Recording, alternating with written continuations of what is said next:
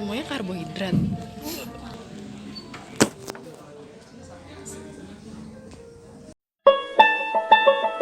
Hai semuanya, kembali lagi di FMT Channel. Perjalanan hidup dan momen kehidupan dengan senyum dan tawa di setiap ceritanya. Support channel ini ya, terima kasih. Support kalian sangat berarti untuk channel ini. Jangan lupa subscribe, like, and share. Love. Bahwa di tengah iklim industri dan situasi perekonomian yang penuh tantangan, perseroan mampu meraih pertumbuhan positif dan dapat mengembangkan usaha dengan lebih luas lagi sebagai pelaku bisnis di segmen Big Data Enabler. Sejak awal kemunduran pandemi COVID-19 dan kenaikan kasus COVID-19 varian Omicron, perseroan mampu beradaptasi dengan mengatur kembali strategi bisnis dan lebih berhati-hati dalam melakukan penetrasi pasar. Adaptasi perseroan dalam menyesuaikan strategi penjualan dan pemasaran menjadi kontribusi utama dalam mencapai kinerja positif yang ditunjang dengan kerjasama yang baik dan kerja cerdas di seluruh lini organisasi. Sebagai perusahaan yang bergerak di bidang teknologi informasi dan digital yang melayani beragam pasar B2B atau business to business, perseroan memiliki keunggulan dalam memberikan added value yang sangat besar terhadap korporasi-korporasi maupun pelaku bisnis yang usahanya mengalami massive disruption akibat pandemi. Tidak terbatas pada perusahaan berskala besar saja, target perusahaan juga menyasar para pelaku bisnis di tingkat UMKM yang justru memiliki resistensi tinggi terhadap dampak pandemi. Perubahan tatanan kehidupan masyarakat sebagai dampak pandemi COVID-19 turut mempengaruhi perkembangan industri teknologi informasi dan komunikasi. Sepanjang tahun 2021, teknologi digital semakin berkembang dan mencapai sebuah era baru dengan meningkatnya kebutuhan beragam sektor industri dalam mempercepat transformasi digital. Dalam upaya untuk beradaptasi dengan kebiasaan baru, berbagai infrastruktur teknologi dan digital tumbuh pesat. Di antaranya adalah Internet of Behaviors atau IoT sebagai pengembangan lebih lanjut dari Internet of Things atau IoT yang berkaitan dengan penggunaan data dan wawasan untuk mempengaruhi perilaku. Semua tantangan dan kesempatan yang ada di tahun 2021 telah dimanfaatkan dengan baik oleh perseroan. Berkat implementasi strategi yang lebih baik selama tahun 2021, perseroan berhasil mencatat realisasi kinerja positif di tengah berbagai tantangan di atas dengan didukung oleh kerjasama yang baik di seluruh lini organisasi. Perseroan mencatatkan realisasi kinerja yang cukup baik pada tahun 2021 dengan pencapaian pendapatan usaha sebesar 23,58 miliar dengan mencatatkan laba bersih positif di akhir tahun 2021 yang penuh tantangan. Terima kasih Bapak-bapak, Ibu-ibu, para pemegang saham perseroan serta para undangan yang saya hormati. Teknikal Saham Tek Indo Sterling Teknomedia dengan time frame 15 menit, kita akan lihat volume dan harganya. Dengan time frame 15 menit pada market tanggal 13 September, MA20 berada di atas MA50. MA20 pada chart ini yang berwarna biru dan MA50 pada chart ini yang berwarna merah. Ini menandakan chart positif, yaitu dengan tren uptrend, tapi menunggu signal dari volume yang lebih besar dan juga menunggu signal golden cross, yaitu perpotongan MA20 yang melintas ke arah atas MA50 yang berwarna merah ini. Resistance terkuatnya itu ada di tanggal 1 September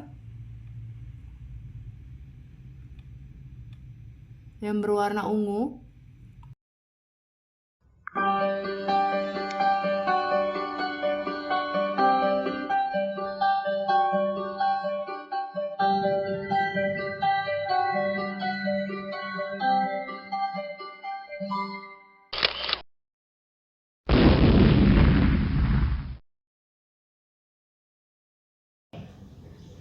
Perseroan telah menunjukkan jati dirinya sebagai perusahaan publik dengan bisnis yang menghasilkan laba dan bermanfaat bagi seluruh pemegang saham dan kepentingan. Sebagai perusahaan berbasis teknologi dan digital, selain mengembangkan berbagai portofolio bisnis dan portofolio teknologi informasi dan digital, Perseroan juga melayani segmen business to business serta turut berkontribusi terhadap efisiensi dan optimalisasi usaha secara internal di Indostelink Group. Pada akhir tahun 2021, Perseroan telah berhasil memantapkan posisinya sebagai pemain Big Data Enabler terkemuka di Indonesia. Dengan positioning sebagai leading enabler bagi solusi Big Data di Indonesia, Perseroan berhasil melekat dan menjadi bagian dari solusi teknologi informasi di beragam ekosistem digital. Hal ini telah menciptakan peluang bagi Perseroan untuk mengakumulasi data business to business secara masif, sehingga mampu mengakselerasi pertumbuhan top line Perseroan. Pada tahun 2021, Perseroan juga telah melaksanakan aksi korporasi berupa penambahan pemegang saham pada entitas anak, yaitu PT Teknomedia Interkom Cemerlang di lini bisnis teknologi edukasi dengan merek dagang Edufekta sebagai bisnis andalan Perseroan. Untuk memperkuat pengembangan pasar di lini bisnis teknologi edukasi, Perseroan secara resmi telah bekerja sama dengan Asosiasi Perguruan Tinggi Swasta Seluruh Indonesia atau APTISI dan telah melakukan beberapa kunjungan di daerah terkemuka di Indonesia untuk memperkenalkan Edufekta kepada perguruan tinggi swasta setempat. Selain itu, Perseroan juga mengadakan suatu program dalam bentuk hashtag di mana program tersebut merupakan kolaborasi Perseroan dengan perguruan tinggi untuk membekali generasi Indonesia yang siap menjadi bagian dari Industri 4.0 dan Society 5.0. Dan Perseroan dapat menjadi tempat lahirnya future leaders, decision makers, and digital entrepreneurs. Meskipun iklim perekonomian masih dalam proses pemulihan dan adaptasi terhadap pandemi, Perseroan tetap optimis dalam memandang kinerja usaha di tahun 2021. Perseroan mampu meraih laba bersih yang dapat diatribusikan kepada pemilik entitas induk sebesar 4,38 miliar rupiah di tahun 2021. Pencapaian kinerja ini dihasilkan dari upaya-upaya Perseroan yang terus melakukan optimalisasi pada aspek-aspek operasional agar value kepada seluruh stakeholders dapat terus meningkat. Kepada seluruh pemegang saham yang saya hormati, terima kasih atas kepercayaan yang diberikan dan kepada Dewan Komisaris.